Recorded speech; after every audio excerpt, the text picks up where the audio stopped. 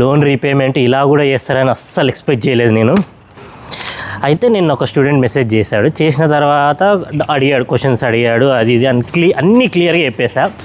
ఫైనల్గా financial resources గురించి అడిగితే ఎలా ఉంటుంది బ్రో, మీ ఫాదర్ ఏం చేస్తారు ఇది ఇది అని అంత క్లియర్గా అడిగితే చెప్పాడు, ఇలా చేస్తాడు బ్రో ఇదే అంటే. మరి కష్టంగా బ్రో, ఇట్లా స్టేబుల్గా లేరు కదా, మళ్ళీ మీకు రేపన్నాడు లోన్ రీపేమెంట్ ఇబ్బంది అవుతుంది అది ఇది అంటే, తను చెప్పిన ఆన్సర్ ఏంటో తెలుసా?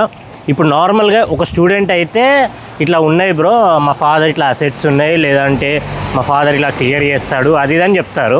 లేదంటే నేను ఇలా జాబ్ చేసి నేను సంపాదించి నేను క్లియర్ చేసుకుంటా బ్రో అది ఇది అని చెప్తారు. బట్ ఈ స్టూడెంట్ చెప్పిన ఆన్సర్ మాత్రం నేను అసలు ఎక్స్పెక్ట్ చేయలేదు. ఇంతవరకు ఇలా కూడా ఆలోచిస్తారా స్టూడెంట్స్ అనేది కూడా నేను ఎక్స్పెక్ట్ చేయలేదు. చూడండి పైన కనిపిస్తుందా, ఇది తన ఆన్సర్. అసలు నాకు మైండ్ బ్లోయింగ్ ఆన్సర్ ఇది.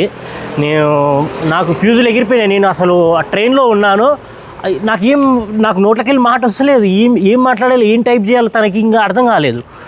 అలా ఉంది. అసలు కొంచెమైనా ఎలా ఉంది, ఆ మదర్ పేరు మీద వాళ్ళ గ్రాండ్ మదర్ అసెట్స్ రాస్తే తను చనిపోయినాక ఆ ఆస్తులు ఈమె పేరు మీద వస్తే అప్పుడు లోన్ క్లియర్ చేస్తాడంట. అసలు అది ఏం ఆన్సరు అంటే, ఇప్పుడు ఏంది వెయిట్ చేస్తారా, ఆమె చనిపోయేంత వరకు వెయిట్ చేస్తాడేమో ఇక లోన్ క్లియర్ చేయనీక. చదువుకున్నోడు కూడా అంతేగా వస్తుండు.